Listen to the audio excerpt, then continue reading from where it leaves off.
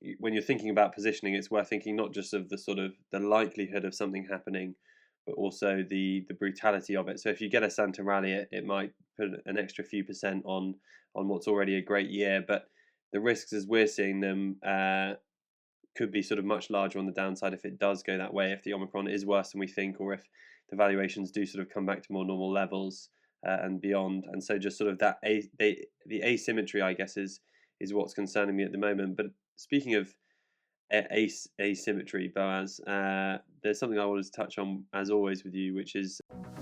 Welcome to the Exponential Investor podcast. Want to be a better, smarter, more clued up investor? Well, you've come to the right place. We cover the breakthrough investment ideas you don't hear about in the mainstream to keep you on top of the megatrends and opportunities reshaping our world. Hello and welcome to the Exponential Investor podcast. I'm Kit Winder and sadly my colleague Sam Volkering is ill, but that means we have the brilliant treat of having my colleague and good friend Boaz Shoshan on to join me today. How you doing? Oh, thank you very much for having me, Kit. It's been a while since I've done one of these and they're always good fun, so let's get on with it. Yeah, well, it's always a pleasure to have you, and yeah, it's an interesting time in the markets. Things have bounced back since what some would say is the Omicron dip, but I think what we would both say is that there's a fair bit more going on than the latest variant. And I think that's what we want to sort of discuss today is the framework going into the last few weeks of December and Christmas, and whether that can sort of, I guess, build up for a traditional Santa rally in the markets. Are we going to get a nice end of year melt up to send everyone packing into their holidays with some festive cheer? There's things going on like American tech and growth stocks struggling under the surface. So some of the big names, Peloton, Zoom, PayPal, Alibaba, Baidu, those kind of names are down 40, 50, sometimes 60 or 70%. The ARK ETF is breaking below $100, which has been a support level for it for a few months now. Bitcoin as well had a flash crash over the weekend and is struggling again a little bit today. So there's plenty to talk about, but Boaz, excuse me, I'm keen to get your thoughts on whether we're going to have a Santa rally this year. Yeah, it is a very big question, and one does wonder whether or not investors have been relying too much on Santa in previous years to give them those year-end returns. It's something that a lot of people have gotten used to. It's been a long time since we've not had a Santa rally of some variety, at least. And I think it's very interesting to see, as you were mentioning, tech stocks struggle at the moment, considering we're getting all of this fear and some might argue hysteria regarding the Omicron variant of coronavirus, because the tech sector is what's boomed so much during the lockdowns, especially. And as we are now seeing another variant, and governments trying to go into ever more authoritarian and extreme measures, like in Germany and Austria, one wonders why tech is having a bad time when a lot of places in the world, maybe not America, for example, but a lot of places in the world are preparing for another lockdown. And it was lockdown which was so good for tech in the first place. So one does wonder what's going on there. At the same time, it's not like tech's fallen by that much. So it's not like we're seeing a real, it's a very painful time to be a tech investor right now. I think we've yet to see something really, really significant there. But we'll wait and see. I think the Santa rally dynamic, and that for those who are new to the term, the Santa rally is just a historical area in the run up to Christmas, generally during December, when the stock market in the US at least does very well. And this doesn't always arrive, but the Santa rally is something that just happens. There's not really a good explanation for it. But it just happens, and then people expect it to happen, and then they start planning around the Santa rally. A lot of people like trading the Santa rally, like indeed our colleague Owen Tracy. And sometimes it happens, sometimes it doesn't. It has in previous years, in recent years, and one wonders whether or not we're going to get it this time. But what is in Santa's satchel this time, do you think, Kit? I mean, is he carrying coal? I mean, it does look like the energy sector for coal. Well, the dirty energy sector is having a very interesting time at the minute. Or is he actually carrying a bear market? And it's a big surprise for everybody when at Christmas, when everyone's expecting things to go well, that's when everybody gets wiped out. I would lean more on the side that this is sort of the fake out at the beginning of December, and then we get a massive Santa rally. But that is purely my gut, and it's not based on anything particular I've seen. Yeah, well, I think one thing I found interesting is that there are a lot of reasons to be very cautious, as markets tipped over a week or so ago, or 2 weeks ago, that first day when the Omicron news hit and it was down 3% on a Friday. And then the next week it was very volatile. The volatility index, which sort of measures investors' fear, the VIX was up at 30 for the first time since March. But one thing I found very interesting was the immense force of the rebound upwards just in the few days this week, and it just shows the incredibly powerful dynamics of sort of the buy the dip mentality for one, and maybe also the sort of powerful dynamics of automatic strategies rebalancing, or the dynamics of sort of passive investing, where people will buy in and just automatically, if money goes into a fund, it automatically buys the subsidiaries, and those huge American tech subsidiaries, still Amazon, Microsoft, the FANGs, are still pushing the indices ever higher. But I think one thing I wanted to put to you, Boaz, was this description that Jeremy Grantham, the famous bubble rider and bubble avoider, it should be said, gave about the 2000 bubble and the way that it worked, in that sort of it's the most speculative and least profitable and most egregiously valued companies which roll over first. And he said it in 2000, it was the very worst of the dot-com, faddish companies that fell first, and then it sort of spread to the slightly more sensible or slightly larger companies before, sort of 6 months later, actually, the indices started to roll over as well. And if we take a few examples, you're right that tech in general hasn't had such a terrible time yet, because it includes those mega cap FANG stocks: Facebook, Amazon, Apple, Google, Netflix, and the rest, Tesla. But if you look at maybe unprofitable tech companies in America, that has had a very difficult time. Or indeed, the Chinese tech index is down massively. Southbank is an example, which is almost like a fund, almost like a sort of private equity fund. That was down 50% in a 6 month space, going into sort of Monday or Tuesday this week, which is a really powerful sort of marking point of how investors feel about this crucial pillar of the bull market of the last few years. And I just wonder how you feel about that analogy from 2000, what he described, and whether that might be what we're seeing again today. Quite possibly. I think regarding what the rest of the world does, it's one of these ways that we've all become so American.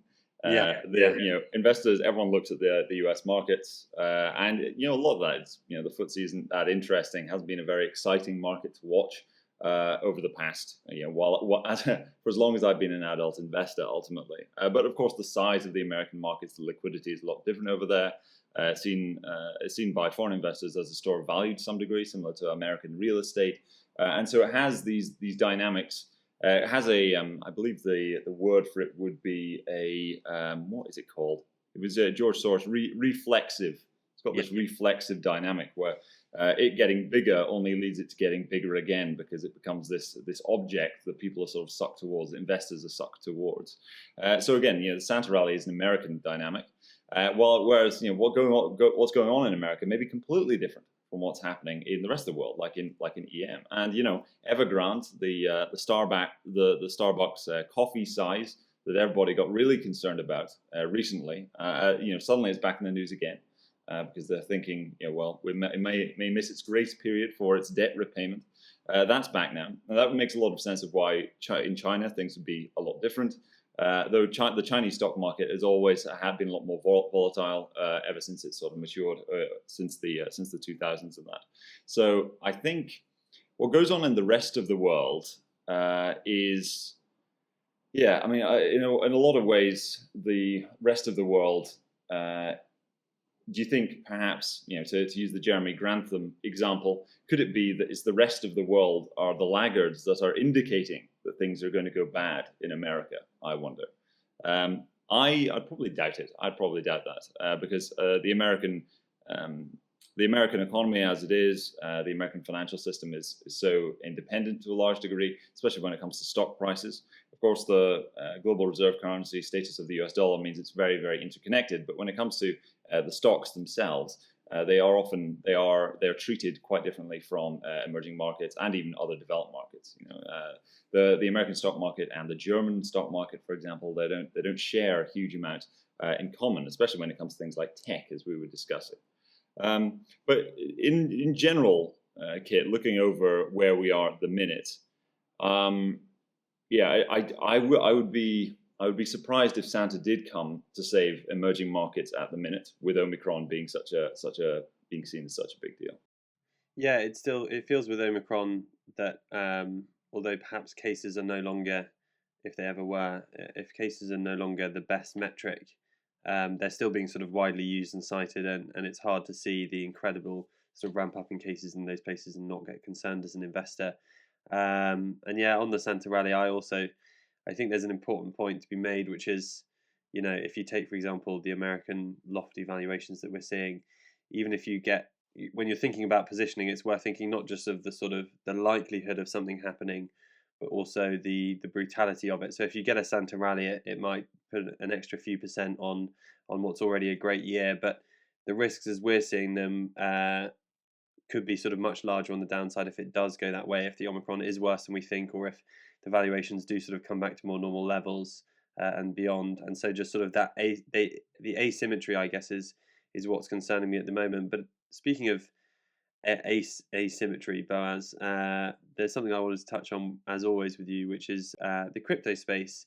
And one thing that people often describe is the way in which Bitcoin is maybe not correlated with some of the more traditional financial markets.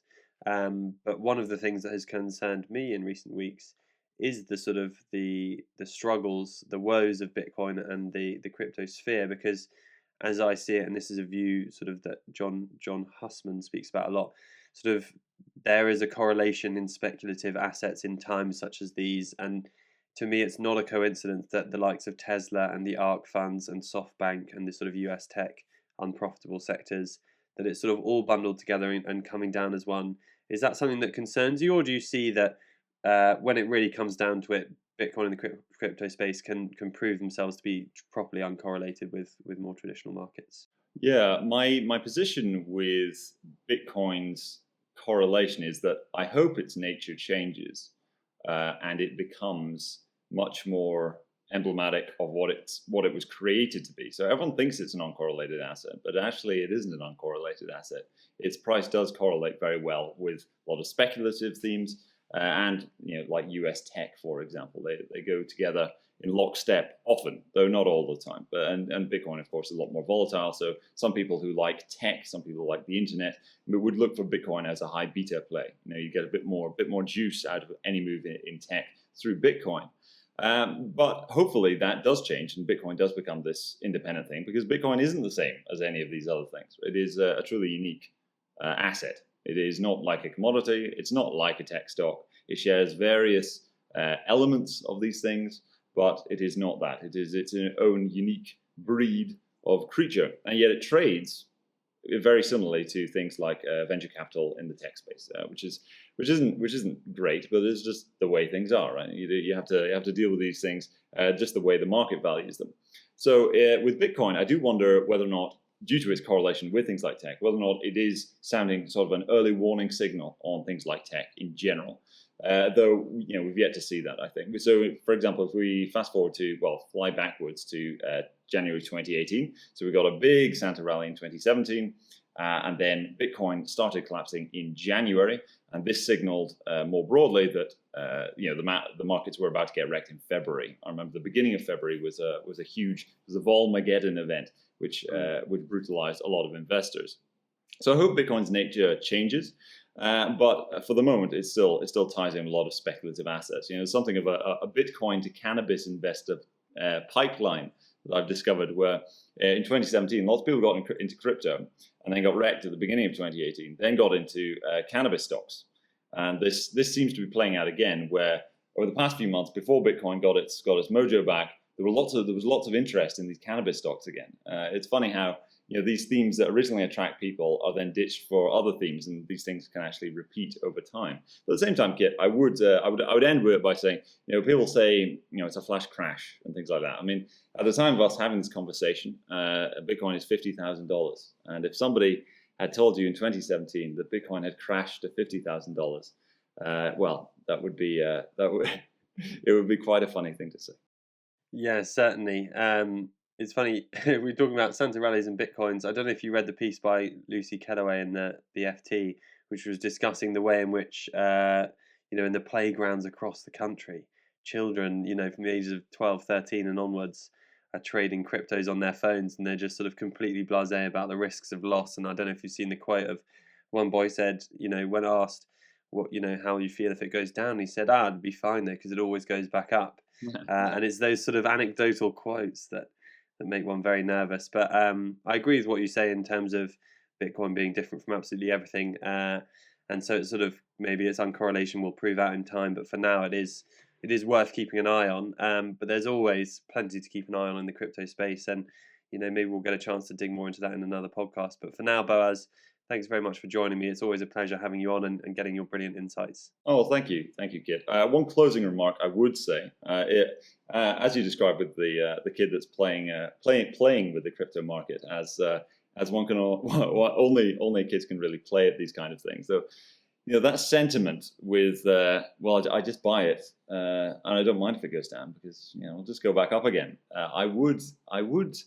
Well, I wonder, this is just as an open question, but I do wonder just how many people there are out there who are saving for their retirement just through their employers' contribution-based schemes, defined contribution schemes, or people who are saving for retirement independently. They're just buying sectors they think that are hot. If they go really big into renewable energy-powered cars or something like that.